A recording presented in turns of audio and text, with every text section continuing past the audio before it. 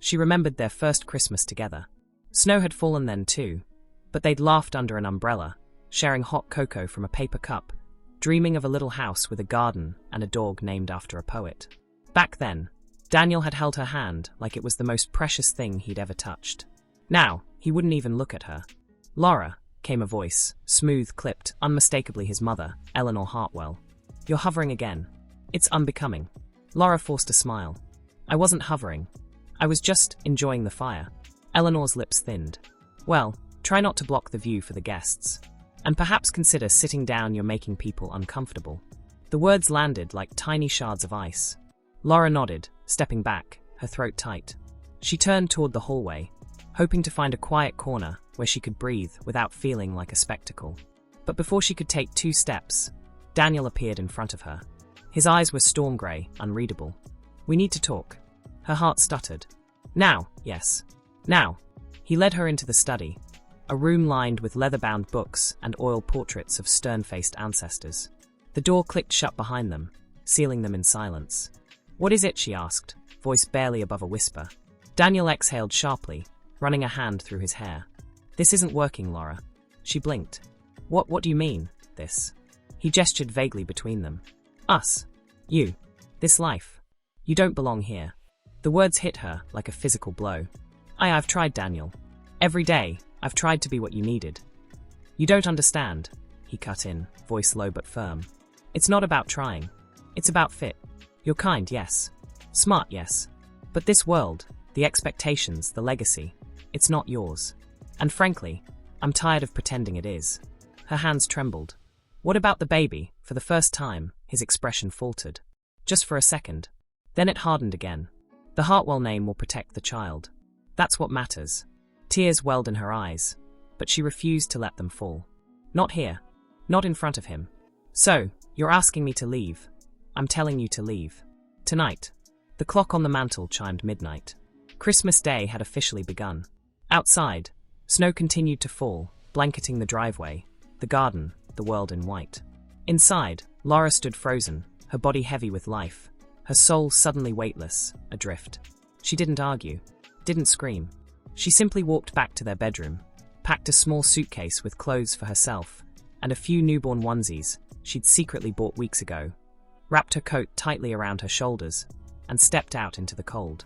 The front door closed behind her with a soft, final click.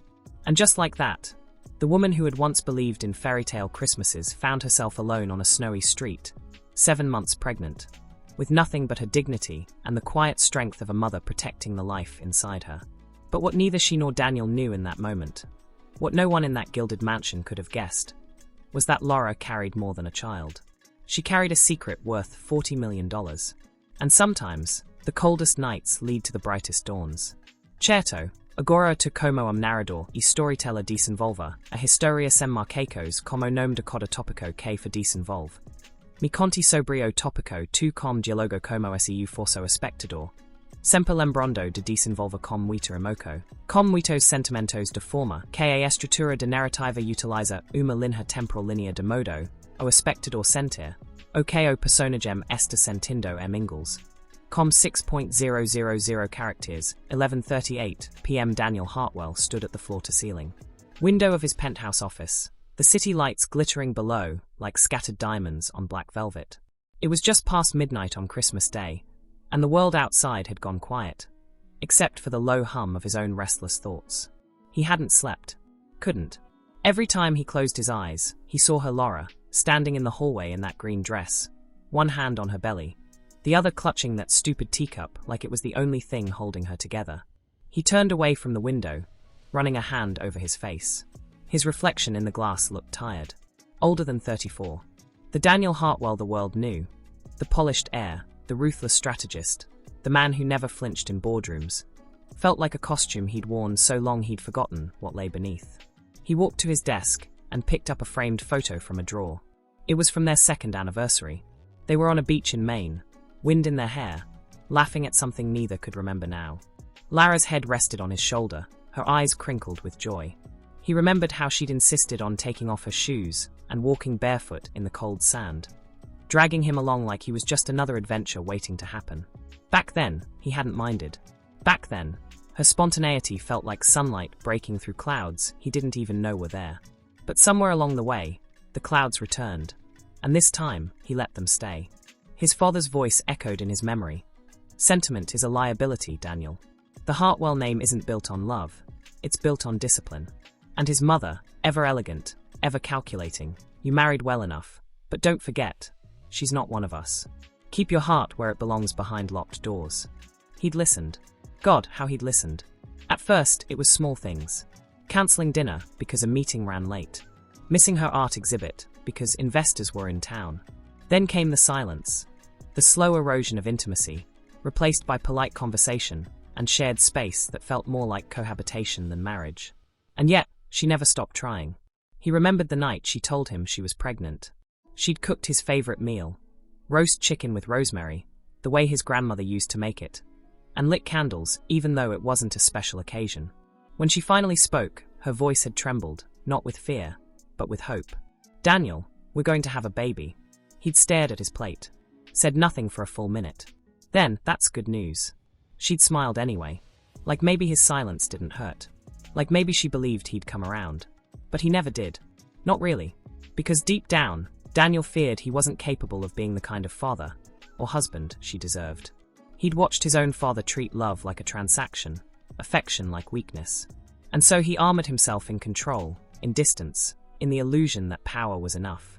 Now, standing alone in the hollow luxury of his office, he realized the truth: he hadn't thrown her out because she didn't belong in his world. He'd thrown her out because he was terrified she'd see how deeply he didn't belong in hers. A knock at the door startled him. "Come in," he said, voice rough. His assistant, Marcus, stepped inside, holding a tablet. "Sir, the Tokyo call was rescheduled. Also, your mother left 3 messages." Daniel nodded absently. "Tell her I'll call tomorrow." Marcus hesitated. "There's something else." A news alert just popped up, local channel. "It's about Laura." Daniel's breath caught. "What about her?" "They found her this morning, on Elm Street. She'd checked into a small apartment above a bakery. The owner said she arrived last night, alone, in the snow. Barely said a word. Just paid cash and went upstairs." Daniel's chest tightened. "Is she okay?" "As far as they know. She refused medical help, but the neighbor said she looked exhausted. Still, she's safe. And the baby?" "I know." Daniel cut in sharply, then softened. "I know she's safe." Marcus lingered. "You could go to her." Daniel looked back at the photo in his hand. "She wouldn't want me there." "Maybe not," Marcus said quietly. "But maybe you need to be there anyway." After Marcus left, Daniel sank into his chair, the city lights blurring through unshed tears. For the first time in years, he felt something he couldn't manage, couldn't strategize, couldn't control. Guilt. Not the polished, performative regret his family excelled at, but raw, gnawing guilt that clawed at his ribs and whispered one unbearable truth: you didn't lose her because she wasn't enough. You lost her because you weren't brave enough to love her the way she needed. Outside, the snow had stopped falling. The sky was clearing. Somewhere, miles away, Laura was sleeping. If she could sleep at all, with one hand still resting on her belly, guarding the future he'd walked away from. And Daniel, he sat in the dark, staring at a photo of a man he used to be, wondering if it was too late to become someone new. Certo. Agora tu como am narrador, e storyteller disinvolver, a historia sem marcacos como nome de coda topico que for disinvolve. Mi conti sobrio topico, 3 com dialogo como seu fosso espectador. Sempre lembrando de disinvolver com muita emoco, com muitos sentimentos de forma, que a estrutura de narrativa utiliza uma linha temporal linea de modo, o espectador sentir, o que o personagem está sentindo em inglês. Com 6.000 characters, 12:02 a.m. The grand dining room of the Hartwell estate shimmered under the glow of a crystal chandelier, its light catching on silver cutlery, fine china, and the frost-kissed windows beyond. Christmas carols played softly in the background. Silent night, gentle and ironic. Around the long mahogany table sat Daniel's family, his mother Eleanor in a tailored crimson dress, his uncle Charles swirling brandy in a snifter, cousins exchanging polite smiles that never reached their eyes. And at the far end, alone in her silence, sat Laura. She hadn't touched her food. The roasted goose sat untouched on her plate, steam long gone. Her fingers traced the rim of her water glass, over and over, as if counting seconds until she could leave. But there was nowhere to go. Not really. Not when your home is a gilded cage, and your husband hasn't spoken to you in days." Then it happened. Daniel stood. The room fell quiet. "Laura," he said, voice calm but edged with something cold, something final. "We need to talk. Now." Her breath hitched. She looked up, searching his face for any sign of the man who once whispered, "I love you," against her forehead at 3 a.m. But his eyes were stone. She rose slowly, one hand instinctively cradling her belly. The baby kicked, soft, insistent, as if sensing the storm ahead. They walked down the hall in silence, past portraits of Hartwell's long dead, their eyes seeming to follow her like silent judges. Into the study. The door closed behind them with a soft, terrible click. "You can't keep doing this," Daniel began, not looking at her. Doing what she asked, voice trembling but steady. Pretending. He turned to face her now, arms crossed, jaw tight. "You don't belong here, Laura. You never did." The words struck like ice water. "I've tried. Trying isn't enough." His voice cracked just slightly. "This life, the expectations, the scrutiny, the legacy, it's not yours. And every time you walk into a room like tonight, smiling like you're part of it, it's a lie. To them. To me. To yourself." Tears welled in her eyes, but she blinked them back. "Is this about the baby?" He flinched. "The Hartwell name will protect the child. That's what matters. So I'm just a vessel," her voice broke. "A temporary guest in your perfect world." "I didn't say that." "But you meant it." She took a step closer, her voice low, raw. "Do you even see me, Daniel, or do you only see what I'm not?" He looked away. "It's over, Laura." "Over?" She let out a shaky laugh. "You're ending our marriage, on Christmas, while I'm 7 months pregnant." "I'm not ending anything," he said, voice suddenly quiet. "I'm setting you free." "Free?" She shook her head, tears finally spilling over. "You call throwing me out in the snow freedom. You call silence and distance love. You don't get to decide what frees me, Daniel." "Only I do." For a heartbeat, he looked like he might reach for her. Like he might break. But then his mask slid back into place. "The car is waiting," he said flatly. "Your things have been packed. You'll stay at the downtown suite until arrangements are made." "I don't want your suite," she whispered. "I want my husband." He didn't answer. And in that silence, she understood. There was no husband left to reclaim. Just a ghost wearing his face. She turned and walked out. Not running, not crying out, but with the quiet dignity of someone who had just lost everything and still refused to crumble. Back in the dining room, Eleanor raised an eyebrow as Laura passed without a word. No one stopped her. No one asked where she was going. Outside, the snow had begun again, soft, relentless. Laura stepped onto the porch in slippers, her coat thin against the winter bite. She paused for just a moment, hand on her belly, whispering to the life inside her, "We're going to be okay. I promise." Then she walked down the driveway, alone, into the white night. Behind her, the mansion glowed like a jewel, beautiful, cold, and utterly empty. And inside, Daniel stood at the window, watching her go, his reflection fractured by falling snow, his heart breaking in a way he wouldn't admit for months. But in that moment, as the wind wrapped around her like a shroud, Laura didn't feel weak. She felt awake. Because sometimes, the cruelest goodbyes are the ones that finally show you who you really are. And who you were always meant to become. Certo, agora tu como am narrador e storyteller disinvolver, a historia sem marcacos como nome de coda topico que for disinvolve. Mi conti sobrio topico for com dialogo como seu fosso espectador, sempre lembrando de disinvolver com muita emoco, com muitos sentimentos de forma, que a estrutura de narrativa utiliza uma linha temporal linea de modo, o espectador sentir, o que o personagem está sentindo em inglês. Com 6.000 characters, 12:05 a.m. The snow didn't stop. It fell heavier now, thick and silent, as if the sky itself was mourning what had just happened. Laura walked, slowly, carefully, her slippers soaked through within minutes, her breath coming in short, white puffs that vanished into the cold. The suitcase in her hand felt absurdly light for someone carrying so much a child, a broken heart, and the weight of a life she'd believed in until tonight. She didn't know where she was going. Only that she couldn't stay. Her phone buzzed in her coat pocket. A text from Daniel. "The car is waiting at the gate." She didn't reply. She turned it off. The streets were empty. Christmas lights still blinked on lampposts and storefronts, cheerful and cruel in their normalcy. A bakery window glowed warmly ahead. Maggie's hearth, painted in curling script on the glass. Through the fogged pane, she saw a woman stacking trays of cinnamon rolls, humming along to a radio playing, "Have yourself a merry little Christmas." Laura stopped. Her legs trembled. Not from the cold, but from the sudden, overwhelming truth she had nowhere to go. But then a memory surfaced. Years ago, before she met Daniel, she'd worked part-time at a community center downtown. One of the volunteers, Mrs. Ruiz, had always said, "If you ever fall, don't look up to the sky. Look for the nearest open door. Kindness hides in plain sight." Swallowing hard, Laura crossed the street and knocked on the bakery's back door. A moment later, it opened. The woman, Maggie, with flour-dusted hands and kind eyes, blinked in surprise. "Oh, honey, are you all right?" Laura tried to speak, but her voice cracked. I don't have anywhere to go. Just for tonight. I can pay." Maggie took one look at her swollen belly, her tear-streaked cheeks, the snow clinging to her hair, and pulled her inside without a word. Warmth wrapped around her like a blanket. The scent of yeast and sugar filled the air. Maggie guided her to a small table by the oven, draped a woolen shawl over her shoulders, and placed a steaming mug of chamomile tea in her hands.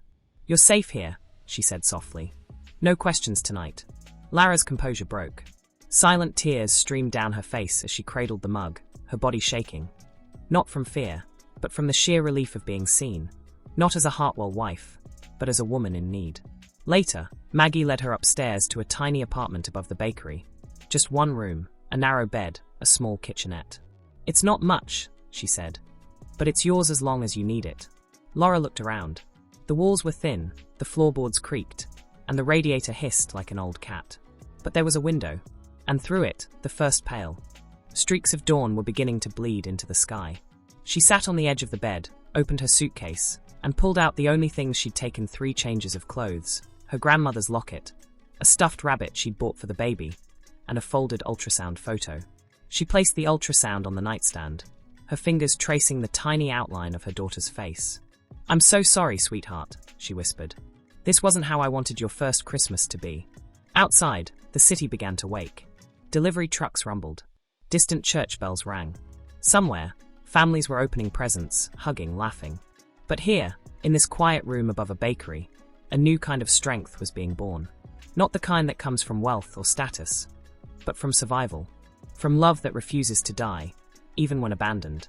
Laura lay back, one hand on her belly, listening to the soft hum of the city below. Exhaustion pulled at her bones, but for the first time in months, she felt something else too: clarity. She wasn't ruined. She wasn't lost. She was free. And freedom, she realized as sleep finally claimed her, doesn't always come with fanfare. Sometimes, it arrives in the dead of winter, wrapped in silence, carried on the kindness of a stranger, and held gently in the hands of a mother who will do the quiet hum of the city, settling into sleep by midnight. She found work helping with bookkeeping in exchange for rent, her hands steady even when her heart wasn't. She ate simple meals, walked slowly through the park to keep her strength up, and spoke softly to her daughter every night before bed. But there was one box she hadn't opened. Tucked beneath her bed, wrapped in faded floral paper, was a small wooden chest her grandmother had given her on her 18th birthday. "Don't open it until you truly need it," Nana had said, pressing it into her hands with eyes full of secrets. "And don't tell anyone it exists, not even the man you marry." Laura had honored that promise.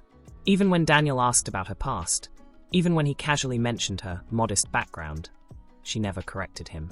She let him believe she came from nothing, because in his world, love was conditional on worth, and she didn't want hers measured in bank statements. But now she needed answers.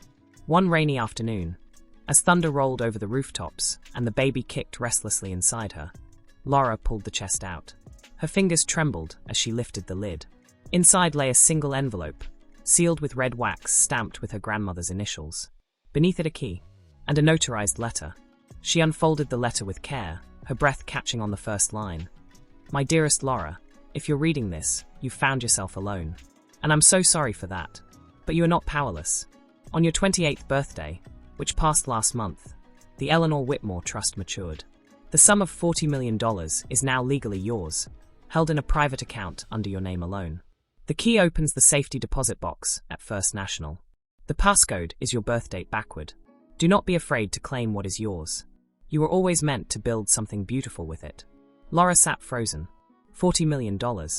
Not a loan. Not an inheritance tied to conditions. Hers.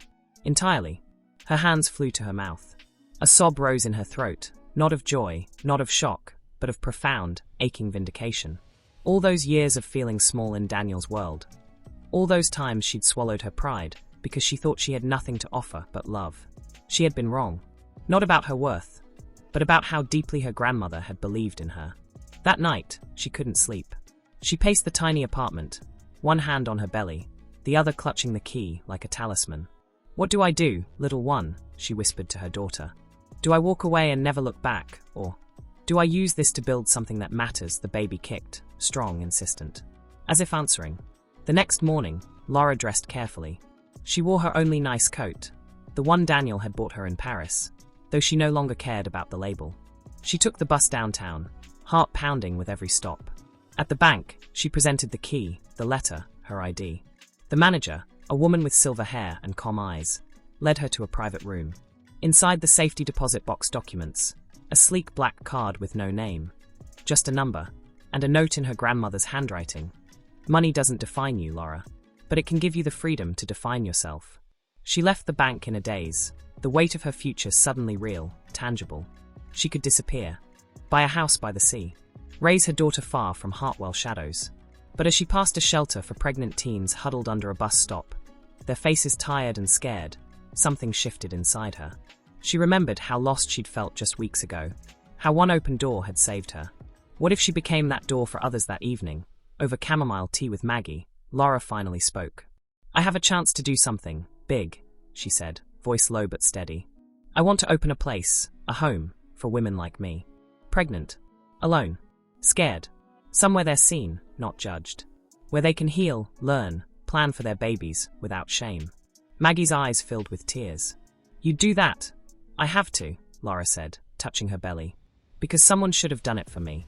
But as she lay in bed that night, a new fear crept in, quiet, insidious. What if Daniel finds out he'd assumed she was powerless? That she'd fade into obscurity? But if word got out? If the media caught wind of Hartwell's ex-wife launching a $40 million foundation? He'd come running. Not for her. Not for their daughter. For control. And Laura knew, with chilling certainty, that the man who threw her out in the snow wouldn't hesitate to try to take this from her too. She turned to the window, watching rain streak down the glass like silent tears. The money was hers. Clutching folders filled with sketches, budgets, and names of architects who'd agreed to meet a private client with a vision. She told no one about the money, not yet. Instead, she used a fraction of it through an anonymous LLC, paying in cash for legal consultations, zoning permits, even the first deposit on a derelict brownstone in the old quarter of the city. It had high ceilings, wide windows, and a backyard overgrown with ivy. Perfect, she thought, for a garden where mothers could sit with their babies in the sun. But the days were long, and her body grew heavier. Some nights, she lay awake with cramps, fear coiling in her chest like smoke. What if I fail? What if this dream collapses before my daughter even takes her first breath one afternoon? As she reviewed floor plans at her desk, a sharp pain shot through her side. She gasped, gripping the edge of the table. Her breath came fast. Too fast. "Laura," Maggie appeared in the doorway, arms full of grocery bags. She took one look and dropped everything. "Oh honey, not again." It had happened twice before. False alarms, the clinic said. But this time felt different. "I'm fine," Laura insisted, voice tight. "Just tired." "You're not fine," Maggie said firmly, helping her into a chair. "You're 7 months pregnant, working 16-hour days, surviving on toast and worry. You can't pour from an empty cup, sweetheart." Laura's eyes welled. "I have to keep going. If I stop now, I'll lose momentum. And if I lose momentum," she trailed off, but they both knew what she meant. "If I slow down, he might find me. Or worse, he might not care at all." Maggie knelt beside her, taking her hands. "Listen to me. That baby inside you, she needs you healthy. Not heroic. There's no shame in asking for help." Laura looked away, tears spilling silently. "I don't know how to ask. I spent so long trying to be enough for someone else. I forgot how to just be." Maggie squeezed her hands. "Then start here. With me." That night, for the first time, Laura let someone else take care of her. Maggie made soup, drew a warm bath, and sat with her until the contractions eased. As Laura drifted into exhausted sleep, she whispered, "Thank you." "No," Maggie murmured, tucking a blanket around her. "Thank you for reminding me that kindness still builds something real in this world." The next week, Laura hired her first employee, a soft-spoken social worker named Naomi. who'd once been a teenage mother herself. Over tea in the empty brownstone, Naomi ran her fingers along the dusty windowsill and said, "This place, it already feels like a sanctuary." Laura smiled faintly. "It will be. For women who've been told they're too much, or not enough." But even as hope bloomed, shadows lingered. One evening, returning from a meeting with a contractor, Laura noticed a black sedan parked across the street. It hadn't been there before. The windows were tinted. No plates visible. Her pulse spiked. She quickened her pace, heart hammering. At her door, she fumbled with the keys, glancing back. The car's engine remained off. Still, she felt watched. Inside, she locked the door, drew the curtains, and sat on the floor, back against the wall, one hand protectively over her belly. "Who are you?" she whispered to the silence. Daniel, his mother, a reporter, she didn't know. But the message was clear: you're not invisible anymore. That night, she called her lawyer, the discreet one recommended by her grandmother's estate manager. "I need everything moved," she said, voice low. "New LLC, new bank liaison, and I want zero digital trail linking me to the foundation's funding." "Are you in danger?" the lawyer asked. "I don't know," Laura admitted. "But I won't let anyone take this from me. Not now. Not ever." She hung up and stared at the ultrasound photo on her nightstand. Her daughter's tiny face, peaceful, unaware of the storm gathering outside. Outside, the black sedan drove away. But Laura knew it would be back. Because when a woman rises from the ashes of betrayal with quiet power in her hands, the world notices. And some people will do anything to keep her kneeling. Still, as dawn broke over the rooftops, Laura placed her palm flat against her belly and whispered, "We're not hiding, baby. We're building." And with that, she turned on her laptop, opened a new document, and typed the first words of her mission statement. Every mother deserves a second chance. Especially the ones the world has forgotten. The fight wasn't over. But for the first time, Laura wasn't just surviving. Crisis founder, who wishes to remain anonymous, is said to be driven by personal experience. He'd read it 10 times. Studied the grainy photo of a woman in a long coat, back turned, walking into a renovated brownstone. He didn't need to see her face. He knew the way she held herself. Chin high, shoulders steady, even when the world tried to bend her. It was Laura. And she wasn't broken. She wasn't hiding. She was building something. In his penthouse office, rain lashed against the windows like accusing fingers. His phone buzzed, his mother again. "Daniel, have you seen this?" Eleanor's voice was sharp, clipped. "Some charity project run by that girl, it's already attracting donors. The Kensington Group just pledged $500,000. "I saw it," he said flatly. "Well, do something. This reflects on us. People are asking questions. Where is Hartwell in all this? Why isn't Daniel supporting his child's mother?" He closed his eyes. "Maybe because I don't deserve to." Silence. Then, colder, "Don't be sentimental. Fix this. Quietly. Buy her out if you have to. Or make sure that foundation never opens its doors." He hung up without answering.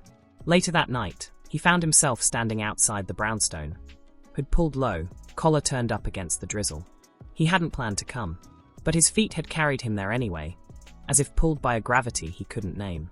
Through a second-floor window, warm light spilled onto the wet sidewalk. He saw her silhouette, larger now, unmistakably close to term, moving slowly, placing books on a shelf. A lamp glowed beside a rocking chair. A mobile hung above an empty crib. His breath caught. "That's our daughter's room." The thought hit him like a fist to the chest. He remembered the last time he'd seen her. Snow in her hair, eyes dry despite everything, walking away like she'd already mourned him. And now here she was, creating a home not just for herself, but for others who'd been cast aside. While he sat in boardrooms approving luxury condos no one needed. A car passed, headlights sweeping across the street. For a heartbeat, their beams caught his face in the window's reflection. And inside, Laura froze. She turned. Their eyes met through the glass. Time stopped. He didn't move. Didn't speak. Just stood there, drenched and exposed. A ghost at the edge of the life he'd thrown away. Then, slowly, she stepped back from the window. The curtain fell shut. He didn't blame her. But as he walked away, hands shoved deep in his pockets, something inside him cracked open. Not with anger, not with pride, but with a raw, unbearable shame. Back in his office, he poured a glass of whiskey and stared at the city skyline. On his desk lay a folder Marcus had left financials on New Dawn Haven. Estimated launch cost $2.3 million. Anonymous donor listed only as EW Trust. Eleanor Whitmore. Her grandmother's name. So that's how she'd done it. Not with his money. Never with his money. She'd never needed him. The realization should have brought relief. Instead, it hollowed him out. He picked up his phone, thumb hovering over her number, the one he'd never deleted, though he hadn't called in months. What would he even say? I'm sorry felt too small. I want you back felt selfish. I miss you, true but useless. He set the phone down. But then, on impulse, he opened his laptop and typed an email. Not to her, but to the Foundation's public contact address. Subject Partnership Inquiry. I represent a private investment group interested in supporting maternal wellness initiatives. We'd like to discuss potential collaboration with New Dawn Haven. Please let me know a convenient time to meet. D. Hartwell. He hesitated. Deleted Hartwell. Typed simply Daniel. Sent it before he could change his mind. He didn't expect a reply.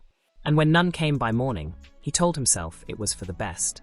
But that night, alone in his silent apartment, he dreamed of a little girl with Lara's eyes, holding out her hand to him. And waking up, he realized with a start that he was crying. Because for the first time, he wasn't afraid of losing control. He was afraid he'd already lost something far more precious. On the kitchen table sat her laptop, screen glowing with an unread email. She'd seen it last night. Deleted it immediately. Then, at 3 a.m., unable to sleep, she'd restored it from the trash. Now, she opened it again. Daniel. Just that name. No title. No signature block. No corporate veneer. Just Daniel. Her fingers hovered over the keyboard. Part of her wanted to reply, with cold professionalism. Thank you for your interest. Please contact our development office.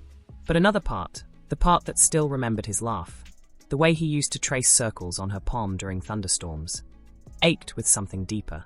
Before she could decide, a knock sounded at the front door. Her breath hitched. Not him. Please not him. She shuffled to the door, peering through the peephole. It wasn't Daniel. It was a courier, holding a slim envelope. Inside a single key and a note on thick, cream-colored paper. The vault at First National. Box 417. I never opened it. I thought it was empty. D.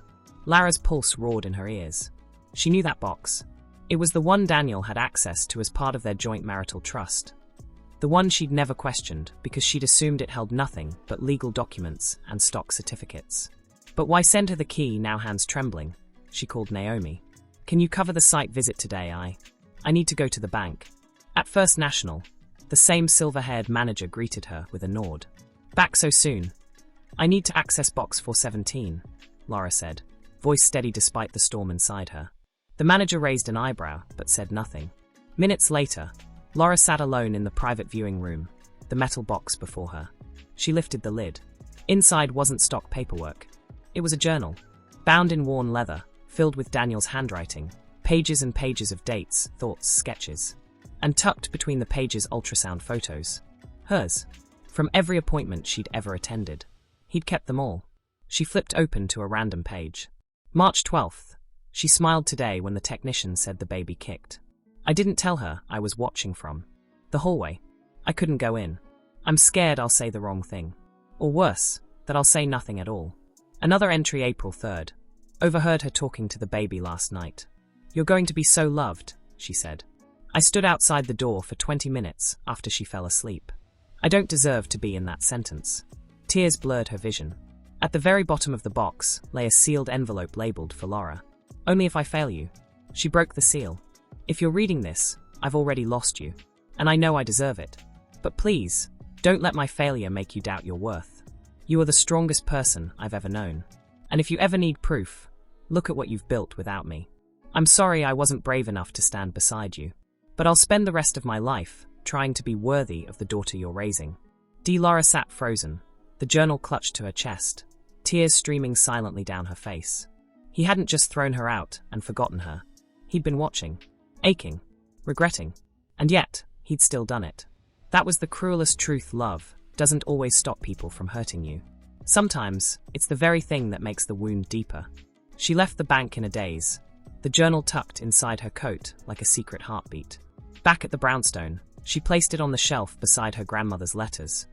2 testaments to 2 kinds of love, one that empowered, and one that faltered. That evening, as rain began to fall again, she finally replied to his email. Not with corporate detachment, not with forgiveness, but with truth. Subject: Repartnership, Inquiry. I received your key. And your words.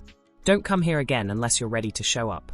Not as Daniel Hartwell, heir or investor, but as the father of my child.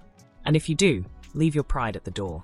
Laura, she hit send, then turned off her laptop, placed a hand on her belly, and whispered, "We're not running anymore, baby. Let's see if he's really changed." Outside, thunder rolled, and somewhere across the city, a man read those words. And for the first time she sat at the kitchen table, the journal beside her like a silent witness, and opened her laptop once more. This time, not to shield herself, but to prepare. She called her lawyer. "I want to activate the full trust, transfer the remaining funds, and I need a press release ready by tomorrow." "Are you sure?" the lawyer asked gently. "Once this goes public, there's no going back. The Hartwells will react. Reporters will swarm." Laura placed a hand on her belly. Her daughter kicked, firm, insistent, as if urging her forward. "I'm sure," she said. "It's time." By dawn, everything was in motion. The LLC dissolved. The anonymous donations ceased. And at 9 a.m., the City Chronicle published an exclusive mystery benefactor of New Dawn Haven, revealed Laura Bennett, former Hartwell heiress, unveils $40 million maternal sanctuary. "This isn't charity," Bennett told reporters outside the nearly completed center. "It's justice. Every woman deserves dignity, especially when the world tells her she's disposable." The headline exploded. Within hours, her phone buzzed non-stop. Interview requests, donor pledges, messages from women who'd seen themselves in her story. But one call she didn't answer. Daniel's. He left 3 voicemails. The first hesitant. "Laura, I saw the news. I just wanted to say, I'm proud of you." The second urgent. "My mother is calling board members. She's trying to discredit the foundation. Please let me help." The third quiet, broken. "I don't expect anything from you. But if you'll let me, I want to be there when she's born." She listened to the last one twice, then deleted them all. But that evening, as she stood in the nursery hanging tiny clothes in the closet, a knock came. Not at the front door, but at the side gate. She peered through the blinds. Daniel stood in the rain again. No umbrella, no coat. Just a duffel bag at his feet, and a folded piece of paper in his hand. Her breath caught. She didn't invite him in. But she didn't close the curtain either. After a long moment, he stepped forward and slipped the paper under the door. She waited until he walked away before picking it up. It was a resignation letter from Hartwell Global, dated that morning, signed in ink so dark it looked like blood. Effective immediately, "I am stepping down from all executive roles. I can no longer serve a legacy built on exclusion, while my child is being raised in a home built on grace." Beneath it, a single line in smaller script. "I'm learning how to be worthy. Starting today." Laura pressed the paper to her chest, tears welling. Not of sorrow, but of something far more dangerous, hope. That night, contractions began. Not false ones. Real. Deep. Rolling through her like waves. She called Maggie. Called Naomi.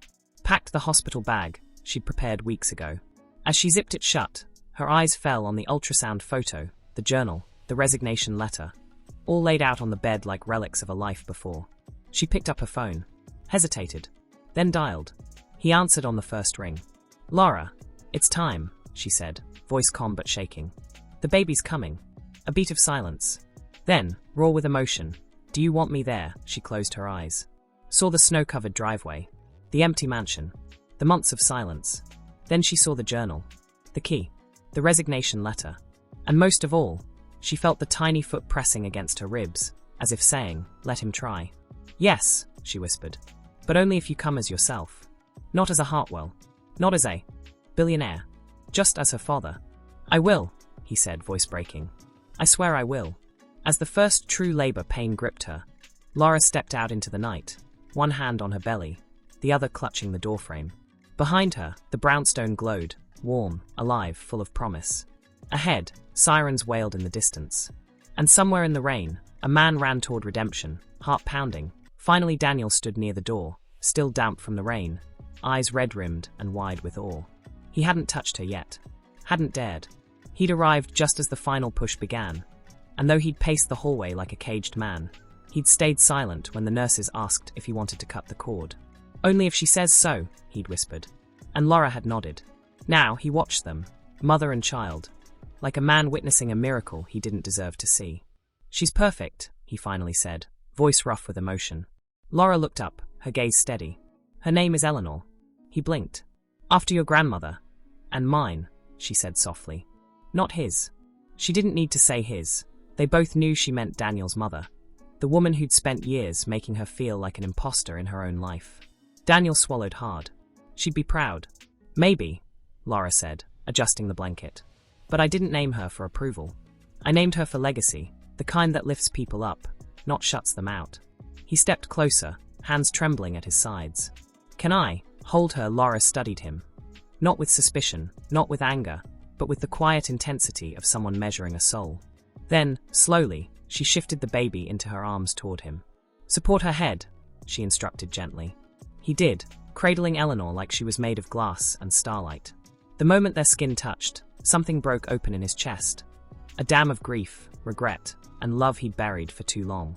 She has your eyes, he whispered, tears spilling over. No, Laura said softly. She has hers. And she'll decide who she wants to be. A nurse entered then, clipboard in hand. Ms. Bennett, there's a call for you. Local news. They'd like a statement about New Dawn Haven's opening next week. They're calling it the most talked about social initiative of the decade. Laura smiled faintly. Tell them I'll speak after I've fed my daughter. The nurse left, and silence settled again, thick, tender, full of unspoken things. Daniel didn't move, just held his daughter, breathing her in, as if memorizing the scent of her skin, the weight of her trust. I resigned, he said suddenly, voice low. From Hartwell Global. From the board. From everything. Laura didn't look surprised. Why? Because I spent my whole life building walls, he said, eyes fixed on Eleanor's face. And you built a home. For strangers. For our child. For yourself. And I realized, I don't want to live behind walls anymore. I want to help build something real. She watched him carefully. It's not enough to say it, Daniel. I know. He met her gaze, raw and unguarded. So I'm asking, let me prove it. Not with money. Not with titles. Let me work at New Dawn. As a volunteer. As a handyman. As whatever you need. I'll clean floors, fix pipes, sit with scared girls in the waiting room. Just let me be near her. Near you. On your terms. Laura looked down at her hands, still swollen from labor, still marked by months of struggle. Then she looked back at him, at the man who'd once thrown her into the snow, now standing before her with nothing but humility and a newborn in his arms. Outside, a news van pulled up to the hospital entrance. Cameras flashed. Reporters shouted questions through the glass. But inside, time slowed. You'll follow my rules, she asked. Every one. No Hartwell name on the foundation. Ever. Agreed. You answer to Naomi, not me. I will. And if you ever make her feel like she's not enough. Her voice dropped, steel beneath silk. You'll never see her again. He didn't flinch. I understand. She took a deep breath. Then nodded. Then start Monday. The boiler's been acting up. A tear slipped down his cheek as he gently passed Eleanor back to her. Thank you, he whispered. Laura held her daughter close, watching as Daniel turned to leave. But not before pausing at the door, glancing back one last time, his eyes full of a promise too fragile to speak aloud. Later that day, footage of Laura leaving the hospital, calm, composed, holding her daughter while ignoring the shouting press, went viral. Headlines read, from castaway to changemaker, and the $40 million redemption. But what no camera caught was the quiet moment in the elevator, when Daniel, dressed in worn jeans and a plain grey shirt, no watch, no cufflinks, held the door for a young pregnant teenager clutching a duffel bag, her eyes wide with fear. You here for New Dawn? He asked gently. She nodded, voice barely audible. They said they'd take me in. They will, he said, pressing the lobby button. And you'll be safe there. She looked at him, searching for deceit. Finding none, she whispered. Thank you. He didn't tell her who he was. Didn't need to. For the first time in his life, Daniel Hartwell wasn't defined by his name. He was defined by what he chose to do with his second chance. And as the elevator doors closed, Laura, watching from the hallway above, finally allowed herself to believe that maybe, just maybe, broken things could be remade. She'd just finished hanging a mobile of paper stars above the nursery crib when her phone buzzed. A notification from a local news app. Hartwell Empire, in crisis. Daniel Hartwell's sudden departure sparks investor panic, her breath caught. She tapped the article. Grainy footage showed Daniel walking out of Hartwell Global headquarters. Not in a tailored suit, but in work boots and a faded flannel shirt, carrying a cardboard box. Reporters shouted questions. Are you disowning your family? Is this about Laura Bennett? will you contest custody? He didn't answer. Just kept walking, head down, until he disappeared into the subway. Lara's chest tightened. She knew that look, the set of his jaw, the way he carried himself like he was bracing for impact. He wasn't just stepping away. He was burning every bridge behind him. That evening, as she rocked Eleanor to sleep, a soft knock came at the side door. Daniel stood there, holding 2 paper cups of tea from Maggie's bakery, the chamomile blend Laura loved. He looked tired, shadows under his eyes, but clean-shaven, hair slightly tousled from the wind. "Hi," he said softly. "I brought you peace offerings." She let him in, without a word. He handed her a cup, then lingered near the doorway, eyes drifting to the baby in her arms. "How is she?" "Strong," Laura said. "Like her great-grandmother." A faint smile touched his lips. "And you?" "Tired. But good." Silence settled between them, not awkward, but weighted, like they were both learning a new language. "I saw the article," she finally said. He nodded, staring into his tea. "My mother called me this morning. Said I've humiliated the family. Told me I'm no longer welcome at the estate. Even changed the locks." Laura didn't respond. She waited. "I don't care," he said, voice low but firm. "Not anymore. I spent my life trying to earn a seat at a table that only served cold hearts. Now," he looked at Eleanor, sleeping peacefully, "now I'd rather build my own table. One where love isn't conditional." Laura studied him. This wasn't the polished heir who'd thrown her out in the snow. This was a man stripped bare, no armor, no agenda, just raw honesty. "Why did you really leave, Daniel?" she asked quietly. Was it guilt redemption or something else? He met her gaze, eyes glistening. It was her. He nodded toward Eleanor. "The night she was born, I held her and realized, I never want her to feel what you felt. Unwanted. Unworthy. And if staying in that world meant teaching her that power matters more than people, I couldn't do it." Lara's throat tightened. She looked down at her daughter, so small, so full of possibility. Outside, thunder rumbled, a spring storm rolling in. Daniel shifted. "I know you don't trust me yet, and you shouldn't, but I'm not asking for your trust. I'm asking for a chance to show up. Every day, even when it's hard, even when I fail." Just then, Eleanor stirred, her tiny face scrunching before letting out a soft cry. Laura adjusted her in her arms, but the baby kept fussing. "May I?" Daniel asked gently. She hesitated, then nodded. He stepped forward, hands careful, and took Eleanor. Instantly, the baby quieted, her eyes fluttering open to study his face.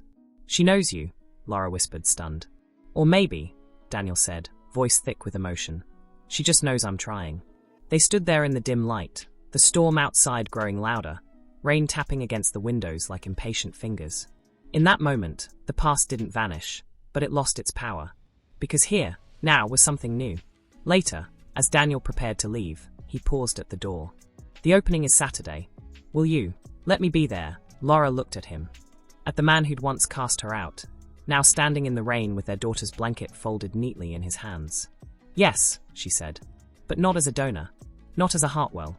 He nodded. "As her father." "As her father," she agreed. After he left, Laura stood at the window, watching him walk down the street, shoulders squared against the downpour. Her phone buzzed again. Another alert. Eleanor Whitmore Foundation announces $10 million matching grant for maternal shelters nationwide. She smiled faintly. Her grandmother's name was spreading, her legacy growing. But as she turned back to the nursery, where Eleanor slept soundly in her crib, she knew the real victory wasn't in headlines or millions. It was in second chances, in the quiet courage to rebuild, and in the fragile, trembling hope that sometimes, just sometimes, the man who broke your heart might be the one who helps you heal it. Laura stood in the nursery, smoothing Eleanor's tiny dress, a soft ivory cotton, stitched by Maggie herself. Her daughter cooed, blinking up at her with wide, curious eyes. "You're going to meet so many people today," Laura whispered, pressing a kiss to her forehead. "And they're all going to love you."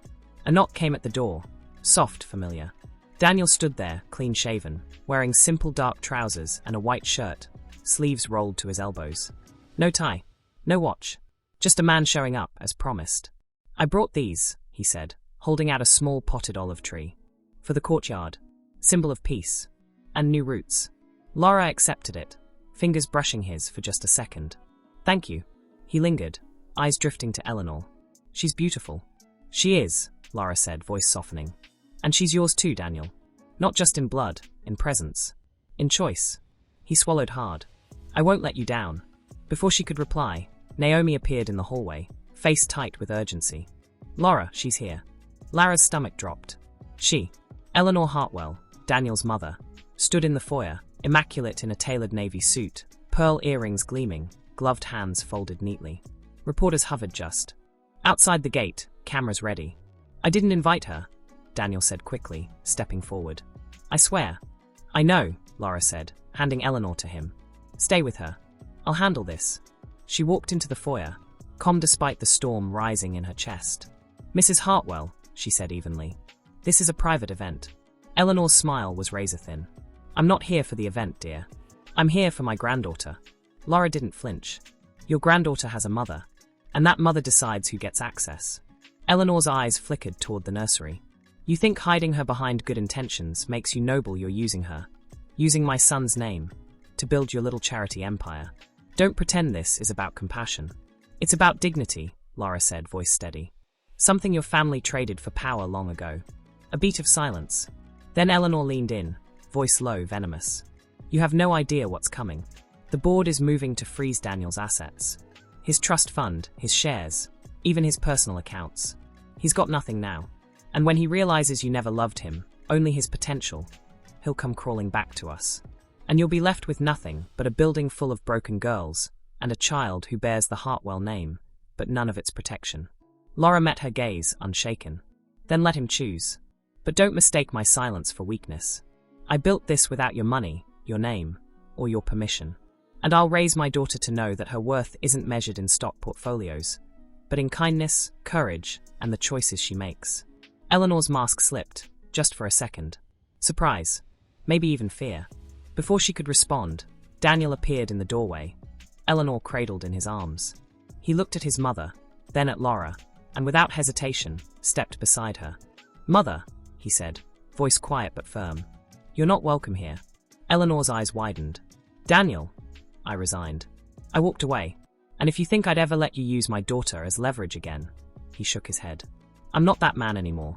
For the first time, Eleanor Hartwell looked uncertain. She glanced at the reporters outside, then back at her son, really looked at him, and saw not an heir, but a father. Without another word, she turned and walked out. The moment the door closed, Daniel exhaled sharply, shoulders slumping. I'm sorry, he whispered. I didn't know she'd come. Laura touched his arm, briefly, but meaningfully. You stood your ground. That's what matters. Outside, the crowd began to murmur. The mayor arrived. The ribbon waited. But inside, something far more important had just been decided.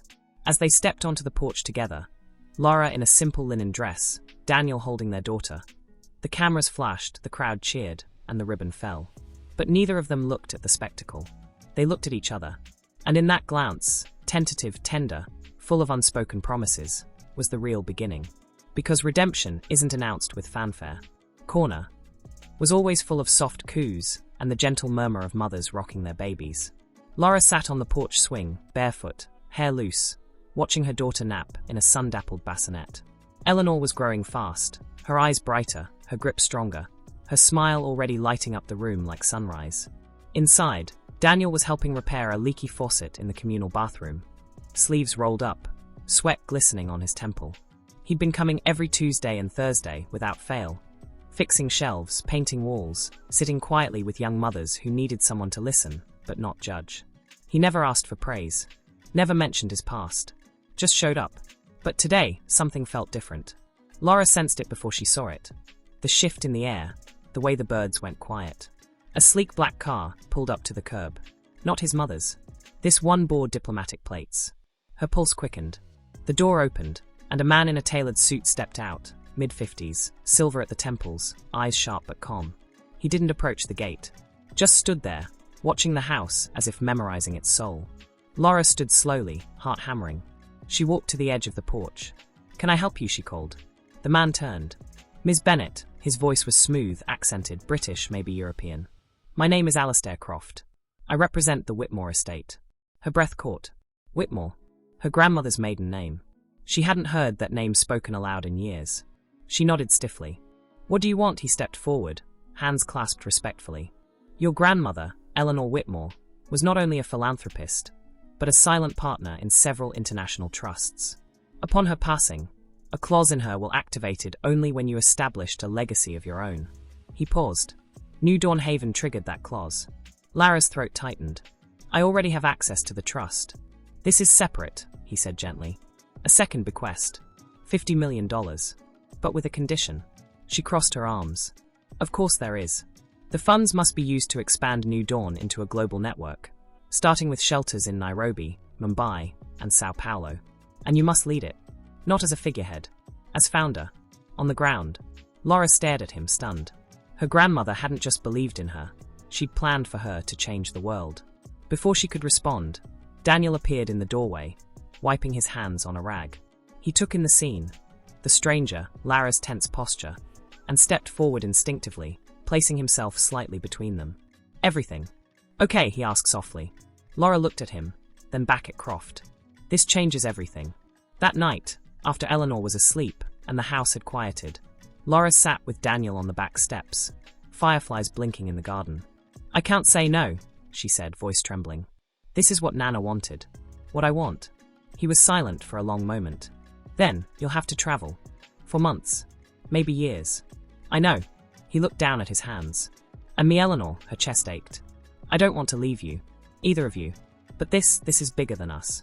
He nodded slowly. Then I'll go with you. She turned to him, eyes wide. Daniel, you can't just... I can, he interrupted, voice firm but gentle. I've spent my life building empires that meant nothing. Now I get to build something that matters, with you. If you'll have me. Tears welled in her eyes. It won't be easy. There'll be no penthouses. No boardrooms. Just dirt floors and broken systems, and women who've lost everything.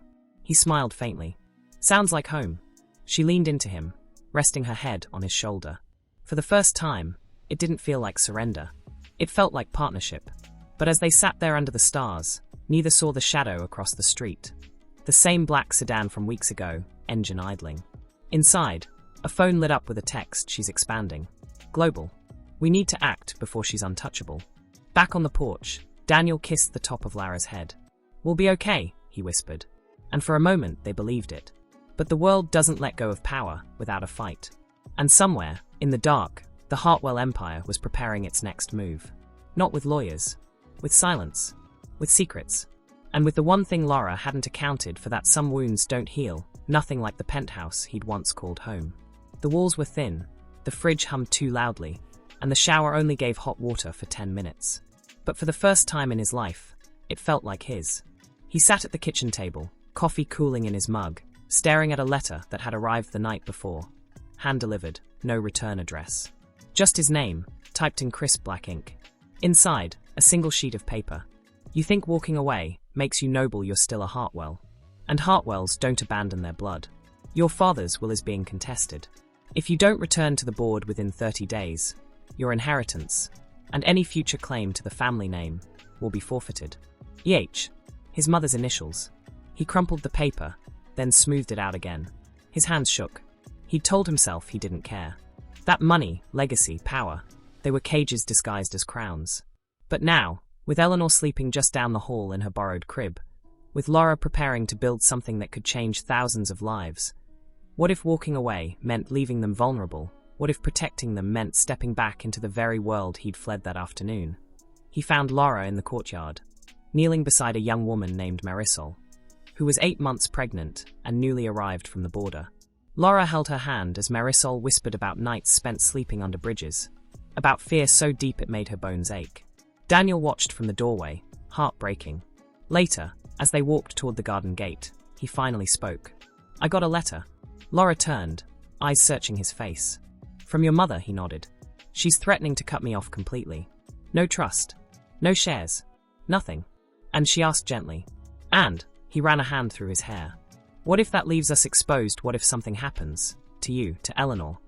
And I can't protect you because I walked away from everything. Laura stopped walking. She turned to face him fully, her gaze steady, unwavering. Daniel, listen to me. You don't protect us by returning to that life. You protect us by staying here. By being present, by being honest, by showing Eleanor that love isn't transactional. But what if it's not enough? His voice cracked. What if my enough isn't enough anymore? She reached out, cupping his face in her hands. It is. Because you're choosing us, not out of duty, but out of love. That's the only protection we need. He closed his eyes, leaning into her touch. I'm scared, he admitted, voice barely a whisper. Scared I'll fail you again. You already didn't, she said softly. Every day you show up, that's victory. That night, alone in his apartment, Daniel sat at his desk and wrote a letter of his own. Not to his mother, to the Hartwell board. I formally renounce all claims to the Hartwell inheritance, titles, and executive privileges. I do so not in anger, but in clarity. My legacy will not be measured in skyscrapers or stock prices, but in the lives I help lift. Do not contact me again. Daniel Hartwell, no longer of Hartwell Global. He sealed it, mailed it at dawn. But as he walked back toward New Dawn, phone in hand, a call came through, an unknown number. He answered. A man's voice, calm, cold, Mr. Hartwell. You may have walked away from your family's empire, but you haven't walked away from your past. We have documents, emails, financial trails, enough to make the press question whether Ms. Bennett's foundation is truly independent, or just a front for Hartwell money laundering. Daniel froze. Who are you? A friend of your mother's. Consider this a warning. Step back from the Whitmore expansion, or watch everything you've built, with her, burn to the ground. The line went dead. Daniel stood on the sidewalk, heart pounding, the city suddenly feeling like a trap. Closing in, he looked toward the brownstone, saw Laura through the window, rocking Eleanor, humming a lullaby. He couldn't tell her. Not yet. Not when she was on the verge of something beautiful. So he did the only thing he could. He called Marcus, his old assistant, now working independently. I need you to dig, Daniel said, voice low. Find out who's behind that call. And quietly secure every legal firewall around New Dawn. Use my personal assets, what's left of them. I don't care if I end up broke. Just keep her safe. Marcus hesitated. You know this could get ugly. It already is, Daniel said. But this time, I won't run. He hung up and walked toward the house, forcing his shoulders to relax, his face to soften. When Laura opened the door, she smiled. There you are. He stepped inside, kissed the top of Eleanor's head, and wrapped an arm around Lara's waist. I'm not going anywhere, he said. And for now, that was enough. Rainy season. Eleanor slept soundly in her crib, one hand curled around a stuffed rabbit Daniel had bought her, soft grey, with mismatched button eyes. A knock came at the side door. Not the front, the side. The one only Daniel used. Lara's pulse quickened. She glanced at the clock, 11:47 p.m. She opened the door. Daniel stood there, soaked to the bone, hair plastered to his forehead, eyes wide with something she hadn't seen since the night he'd left the mansion fear. Laura, he said, voice raw. We need to talk. Now. She stepped aside without a word. He didn't sit. Just paced the small living room, water dripping from his coat onto the hardwood. They're coming for you, he finally said. Not your mother. Not the press. Someone worse. She crossed her arms. Who? A shell company, linked to Hartwell Global through offshore accounts. They've filed an anonymous complaint with the state attorney general, alleging New Dawn is a front for laundering my family's money. They're demanding a full audit. And if they dig, he ran a hand over his face, they'll find the initial transfers from the Whitmore Trust. And they'll twist it. Say you used me. Or that I used you. Lara's stomach dropped. But the trust is independent. Legally sealed. Legally, yes. But perception, he shook his head. If this goes public before we launch internationally, donors will pull out. Governments will freeze partnerships. And worst of all, he looked at her, eyes pleading. They'll paint you as a fraud. A woman who played the victim to get rich. Silence stretched between them, thick with dread. Outside, thunder rolled. Laura walked to the window, staring into the dark. Why now? Why not just let us go? Because power doesn't surrender, Daniel said quietly. It punishes those who walk away. She turned back to him. What do we do? He took a deep breath. I go public. With everything. My resignation. My mother's threats. The letter. I tell the truth, that you built this without a single cent of Hartwell money. That I'm just trying to be worthy of standing beside you. And if they don't believe you, she asked softly, then I lose everything. Again. He met her gaze. But this time, I won't lose you. Not without a fight. Tears welled in her eyes. Not of fear, but of something fiercer. Resolve. No, she said. You're not the story. We are. Together. Before he could respond, her phone buzzed on the table. A text from Naomi. Laura. There's a man outside. Asking questions. Says he's from financial oversight. He's got a camera. Lara's blood ran cold. Daniel moved instantly. Lock the doors. Don't open for anyone. He grabbed his coat, but Lara caught his arm. Where are you going? To make sure he leaves. His jaw tightened. And to send a message. Daniel. I won't hurt him, he said, voice low but firm. But I'll make it clear you're not prey. He stepped into the rain. Lara watched from the window as he approached the man. A wiry figure in a trench coat, holding a recorder. Words were exchanged. The man raised his hands defensively. Then Daniel leaned in, said something that made the man pale, and pointed firmly down the street. The man left. Fast. Daniel stood in the rain for a long moment, head bowed, shoulders heavy. When he came back inside, Lara handed him a towel. Neither spoke. Then, slowly, she reached into her desk drawer and pulled out a folder, thick, labeled in red contingency. I've been preparing, she admitted. For weeks. Legal affidavits from my grandmother's lawyer. Bank records tracing every dollar to the Whitmore Trust. Even a recorded call with my mother-in-law from Christmas Eve, where she tells me I don't belong. Daniel stared at her. You kept that. I knew she'd come for me, Lara said, voice steady. I just didn't know when. He sank into a chair, exhausted. What now? Now, she said, sitting beside him. We stop reacting. We lead. She opened her laptop, pulled up a live feed of the Foundation's website. Tomorrow morning, I'm holding a press conference.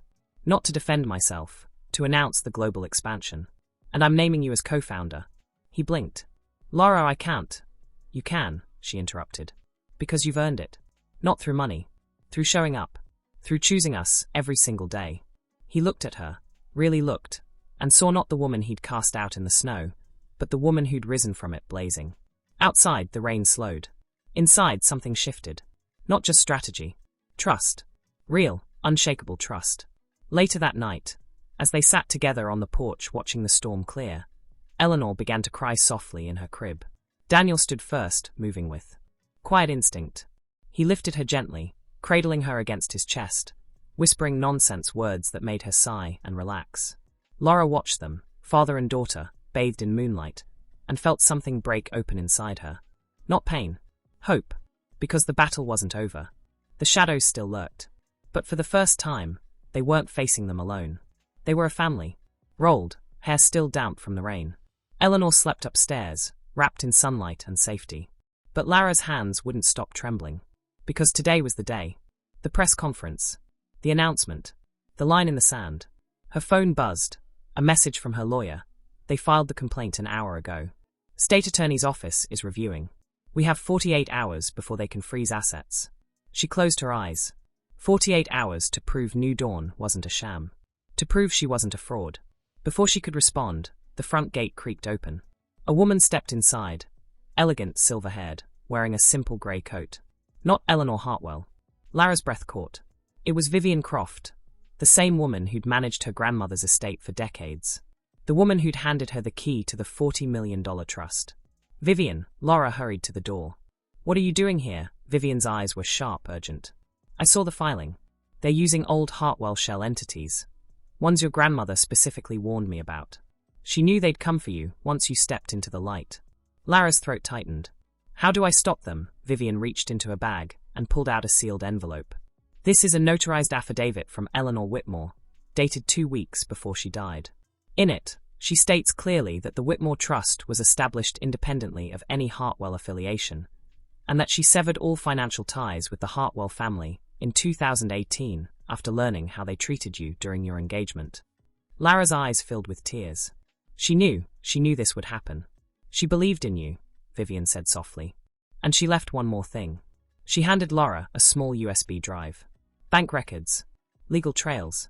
Every transaction, every audit trail, going back 10 years. Enough to bury their lies before they even take root. Relief flooded Lara, so fierce it made her knees weak. But then Vivian's expression darkened. There's something else. Your mother-in-law didn't act alone. She's working with someone inside your circle. Lara froze. What? Someone with access to New Dawn's internal communications. Someone who's been feeding them details about your expansion plans, your donor list, even your travel schedule. The room spun. Naomi Maggie, one of the volunteers, before she could process it. Daniel appeared in the doorway, holding a stack of folders. He took one look at Lara's face and knew. What is it? He asked quietly. Lara turned to him, voice barely a whisper. There's a traitor among us. His jaw tightened. Then we find them. Before they destroy everything. Later that afternoon, as staff gathered for the pre-conference briefing, Laura watched each face carefully. Naomi arranging chairs, Marisol helping with water bottles, even the new intern from the community college. Who would betray them, and why then? During a lull, she noticed the intern's phone lighting up with a message. A symbol flashed on the screen, tiny but unmistakable. The Hartwell Global logo. Her blood ran cold. But before she could react, Daniel stepped forward, calm as stone. "Everyone," he said, voice steady. "We've had a security breach. From this moment on, all external communications go through encrypted channels. And if anyone has spoken to outside parties about New Dawn's operations..." He paused, gaze sweeping the room. "Now is the time to come forward. Because if we find out later, there will be no second chances." Silence. Then the intern, barely 19, burst into tears. "They threatened my brother," she sobbed. "Said they'd deport him if I didn't send updates. I didn't know what else to do." Lara's heart broke. Not malice. Fear. She walked over, knelt beside her. "You're safe now. But you have to tell us everything." As the girl confessed, names, dates, coded messages, Daniel pulled Laura aside. "We can still hold the press conference. But we need to pivot. Today isn't just about announcing the global expansion. It's about exposing the truth." Laura nodded, resolve hardening. "Then let's give them a story they can't spin." That evening, under the soft glow of studio lights, Laura stood at the podium, Daniel beside her, not as a billionaire, but as a father, a partner, a man reborn. "I built New Dawn Haven," she began, voice clear and strong. "Not to escape my past, but to heal it. And to ensure no woman ever feels as alone as I did on Christmas night." She revealed everything. The trust, the betrayal, the threats. And then, with Vivian's documents displayed on screens behind her, she unveiled the global initiative, naming Nairobi as the first site. "And to those who tried to silence us," she said, eyes blazing, "know this truth doesn't hide. It rises." As cameras flashed and reporters shouted questions, Daniel reached for her hand. Not for show, for strength. Because the battle wasn't over. But for the first time, they weren't just surviving. They were fighting, side by side. And somewhere in the crowd, a woman in a grey coat watched, smiled faintly, and slipped away. W. Dawn Haven wasn't just surviving, it was thriving. But victory, Laura learned, didn't feel like triumph. It felt like exhaustion wrapped in quiet awe. She stood now in the nursery at dusk, watching Eleanor sleep, her tiny chest rising and falling like a gentle tide. Outside, the city hummed with summer life. Children laughing, ice cream trucks jingling, the distant wail of a siren. Normalcy. Peace. And yet, something still lingered in the air. Not fear. Not anymore. Hope. A soft knock came at the door. Daniel stood there, holding 2 mugs of tea, his hair tousled from a long day repairing the courtyard fence. He'd been quieter lately, not withdrawn, but thoughtful, as if carrying a new kind of weight. "Can I come in?" he asked. She nodded. He handed her a mug, then leaned against the doorframe, eyes fixed on their daughter. "She smiled at me today," he said, voice thick with wonder. "Really smiled. Like she knew me." Laura smiled faintly. "She does know you." He looked at her then, really looked, his grey eyes searching hers like he was memorizing her soul. "I keep waiting for the other shoe to drop. For your mother to strike back. For the world to say I don't deserve this." "You don't deserve it," Laura said softly. "You chose it. Every day. That's what matters." He stepped closer, setting his mug down. "Do you ever think about us not just as parents, but as more?" Her breath caught. She'd thought about it. Every night. When he stayed late to help a scared teenager fill out housing forms. When he sang off-key lullabies to Eleanor. When he looked at her not with regret, but with quiet reverence. But love, once broken, doesn't reassemble like glass. It weaves itself back together thread by thread. Slow, fragile, stronger at the seams. "I think about it," she admitted. "But I'm scared. What if we try, and I see the man who threw me out in the snow again?" He flinched, but didn't look away. "I'll spend the rest of my life making sure you never do." Silence stretched between them, filled only by Eleanor's soft breathing. Then, slowly, he reached out, not for her hand, but for the locket around her neck, the one her grandmother gave her. "You kept it," he whispered. "I kept everything that mattered," she said. He let his fingers brush hers, just once. A question. A plea. And this time, she didn't pull away. Instead, she turned her palm upward, letting his fingers intertwine with hers. No grand declaration. No dramatic kiss. Just two people standing in the quiet aftermath of ruin, choosing to rebuild. Not the past, but something new. Later that night, as they sat on the porch watching fireflies blink over the garden, Daniel spoke again, voice low. If you go to Nairobi, I want to go with you. Not because I need to protect you, but because I want to stand beside you. In the dust, in the heat, in the mess of it all. I want to build something real with you, Laura. Not just for Eleanor. For us. She leaned her head on his shoulder, the scent of sawdust and rain still clinging to his shirt. Then we go together, she said. As partners. As equals. He kissed the top of her head, and for the first time in years, it didn't feel like an ending. It felt like a beginning. But even as peace settled over them, miles away, in a dimly lit office overlooking the financial district, Eleanor Hartwell stared at a photo of her grandson, Daniel, holding Eleanor, smiling like he'd finally found home. She picked up the phone. Cancel the ordered appeal, she said, voice cold. And shut down the surveillance. Her assistant hesitated. Ma'am, after everything. He's lost to us, she interrupted. But the child, she's still a Hartwell. And blood always finds its way back. She hung up and walked to the window, watching the city lights flicker like distant stars. She hadn't surrendered. She'd simply changed tactics. Because some battles aren't won with threats. They're won with time. And patience. And the quiet certainty that no matter how far a child runs, they always carry a piece of their origin inside them. Back at New Dawn, Laura shivered slightly, though the night was warm. Daniel wrapped an arm around her. Cold, she shook her head. Just a feeling. He held her tighter. Whatever comes next, we face it together. And for now, that was enough. But the storm hadn't passed. Months of dust, heat, sleepless nights, and miracles born in the quietest corners.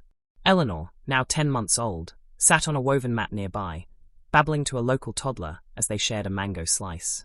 Her skin had darkened slightly under the African sun, her curls wild and free, her laughter ringing like wind chimes. Daniel knelt beside her, showing her how to gently pet a neighbor's goat. He wore faded jeans and a linen shirt, his hands calloused from building beds and fixing water pumps. The man who once commanded boardrooms now measured success in clean water, safe berths, and the way a young mother's shoulders relaxed when she finally felt seen. But today, something weighed on him. He'd received a letter 3 days ago, hand-delivered by a courier from the embassy. No return address.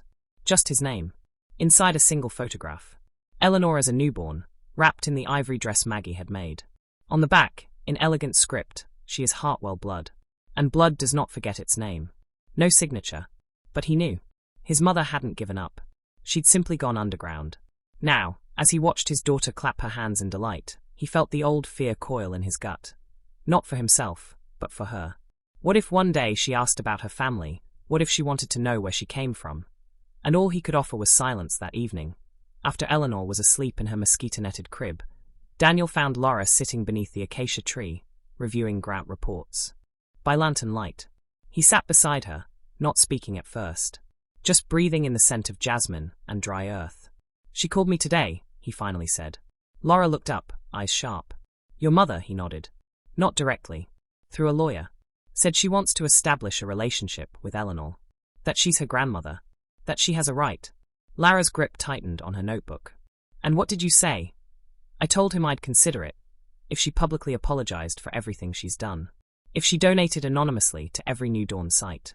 And if she never used the Hartwell name near our daughter again. Laura studied him. You're not serious. I am, he said quietly. Because I don't want Eleanor to grow up thinking her family is only pain. I want her to know she comes from strength, from you. But also from complexity. From people who failed, but maybe, just maybe, can learn. Tears welled in Lara's eyes. You're giving her a chance. I'm giving us a chance, he corrected. To show Eleanor that forgiveness isn't weakness. It's the bravest thing we can do. But only if it's safe. Only if it's earned. Laura reached for his hand. And if she refuses, then she stays in the past, he said firmly. Where she belongs. A silence settled between them, filled only by the chirp of crickets and the distant cry of a night bird. Then Laura leaned her head on his shoulder. I'm proud of you, Daniel. He kissed her hair. I'm just trying to be the man you always saw, even when I couldn't see myself. Later that night, as they walked back to their small cottage, Eleanor stirred in Daniel's arms, half asleep, and whispered her first real word. Not mama. Not dada. But home. They froze. because she wasn't pointing to the cottage. She was looking at them. At the three of them, together. And in that moment, they understood home wasn't a place. It wasn't a name. It wasn't even blood. It was choice. It was showing up. It was love that had been broken, and rebuilt stronger, wiser, deeper. But as they stepped inside, Daniel's phone buzzed. A message from Marcus, back in the city. She's filed a petition. For partial custody. Citing cultural heritage and family legacy. Court date set for next month. Laura read it over his shoulder. Her face didn't crumble. It hardened. They think distance makes us weak, she said, voice low. They think because we're building something good, we've forgotten how to fight. Daniel held Eleanor tighter.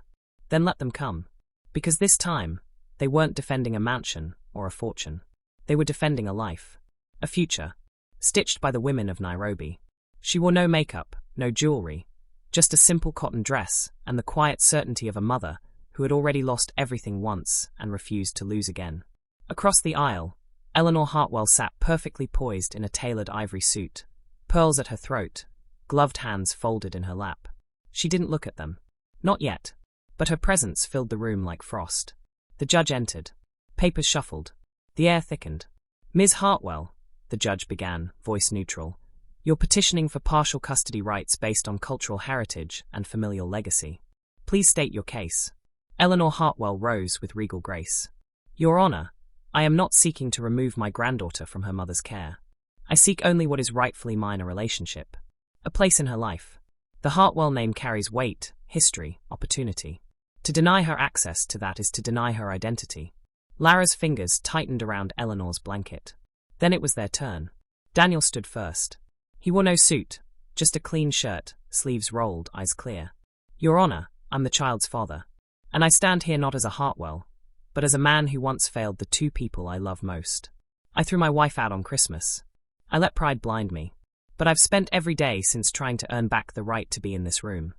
Not for power, but for presence. He glanced at Laura, then at his daughter. My mother speaks of legacy. But legacy isn't in boardrooms or bank accounts. It's in how you treat the vulnerable. In whether you show up when it's hard. And my daughter, she deserves a grandmother who sees her, not as an heir, but as a human being. Then Laura stood. She didn't raise her voice. She didn't need to. Your Honor, she said, calm as still water. I don't oppose a relationship, but I oppose manipulation disguised as love. This woman spent years making me feel unworthy. She tried to destroy New Dawn Haven. She used legal threats, surveillance, even fear, to control what she couldn't own. She took a breath. But if she truly wants to know her granddaughter, she must start by apologizing. Not in court. Not for appearances. But to me. To the woman she called a temporary guest in our world. And she must accept that Eleanor's legacy isn't Hartwell wealth. It's compassion. It's resilience. It's the courage to build something beautiful from brokenness. Silence. Then, unexpectedly, Eleanor Hartwell stood. All eyes turned to her. For a long moment, she simply looked at her granddaughter. Really looked. At the wild curls, the smudge of dirt on her cheek, the way she clutched a handmade doll from Kenya. And then, slowly, she removed her gloves. I was wrong, she said, voice trembling, just slightly. Not about legacy, but about love.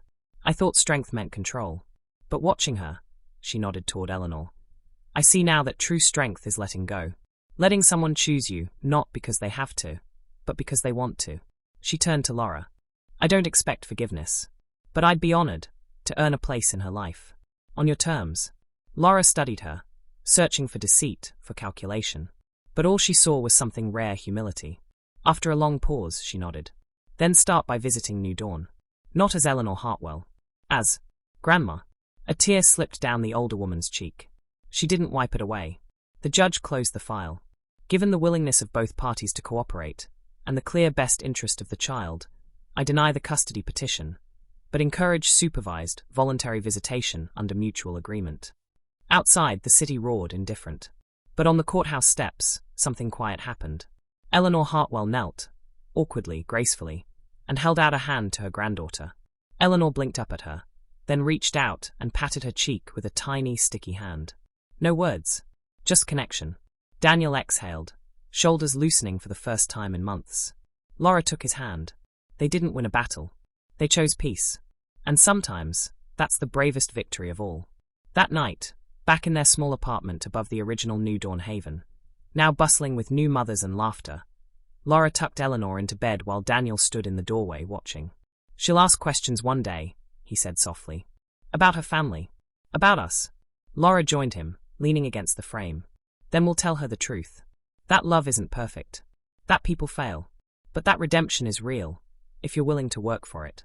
He wrapped an arm around her. "Do you think we'll be enough?" she smiled, resting her head on his shoulder.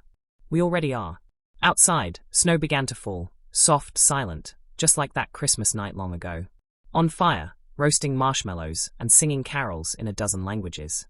The scent of gingerbread and wood smoke filled the air, and inside the main hall, a tree stood tall, decorated not with crystal ornaments, but with handmade stars, painted stones, and tiny shoes knitted by hands that once knew only despair. Laura stood at the window, watching Eleanor, now walking steadily, her curls bouncing, as she toddled toward Daniel, who knelt in the snow, building a lopsided snowman with 3 other children.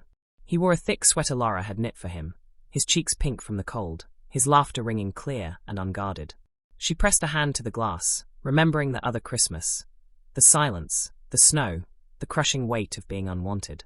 Now, the same snow felt like grace. Behind her, soft footsteps approached. Eleanor Hartwell, no longer in pearls, but in a simple wool coat and scarf, stood beside her, holding 2 mugs of cocoa. "She's fearless," she said, nodding toward her granddaughter, who had just plopped a carrot nose onto the snowman with great ceremony. "She is," Laura replied, accepting the mug. "Just like her father." A quiet pause. Then, gently, "Thank you for letting me be here." Laura looked at her, not with suspicion, not with resentment, but with the cautious warmth of someone who'd learned that people can change. "You earned it," she said simply. "Not because you're a Hartwell, but because you showed up. Again and again." The older woman's eyes glistened. "I spent my life believing legacy was about control. But watching you, I see now it's about care." Outside, Eleanor squealed as Daniel lifted her into the air, spinning her gently before setting her down in a flurry of snow. She ran back to him, arms outstretched, shouting, "Again, Dada. Again." He scooped her up, kissing her forehead, and for a moment, the world narrowed to just them. Father and daughter, bound not by blood alone, but by choice, by presence, by love rebuilt from ruins.